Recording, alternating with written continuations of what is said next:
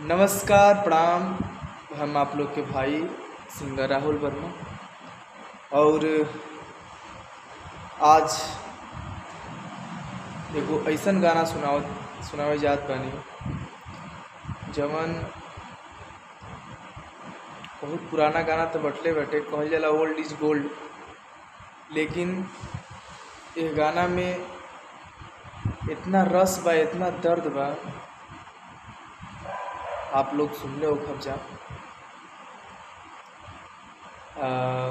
आलोक कुमार जी गोले बानी, कल्पना जी गोले बानी गाना के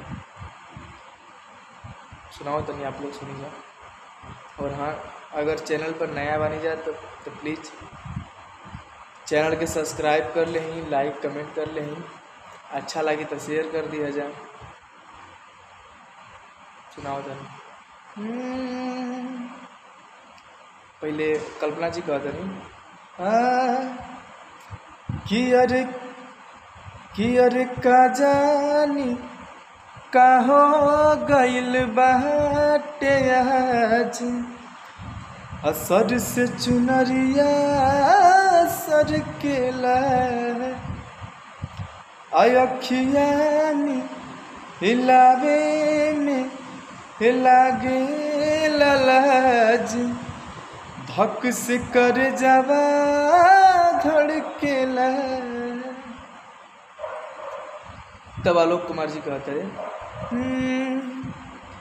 कि दिल में मिलनवा के चाहत जगा के, कि झूठो प्रीतिया के सपना देखा के, कि दिलवा में और दिलवा में, कि दिलवा में घर तू बनाई के उड़ जइबू ये मैना, कि खोता के खड़हर बनाई के उड़ जइबू ये मैना, कि अरे उड़ जइबू मैना हो उड़ जइबू मैना, कि उड़ जइबू मैना हो उड़ जइबू मैना, कि खोता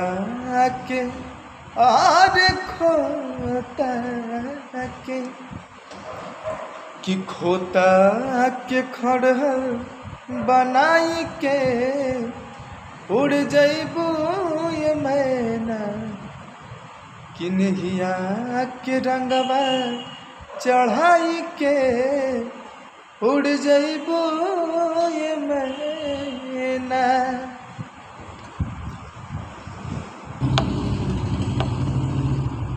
तो अगर आप लोग के पसंद आयल हुई तो प्लीज़ सब्सक्राइब लाइक कमेंट ज़रूर करब जा, और चाप के शेयर करी जा, भाई के प्यार करी जा। जय हो।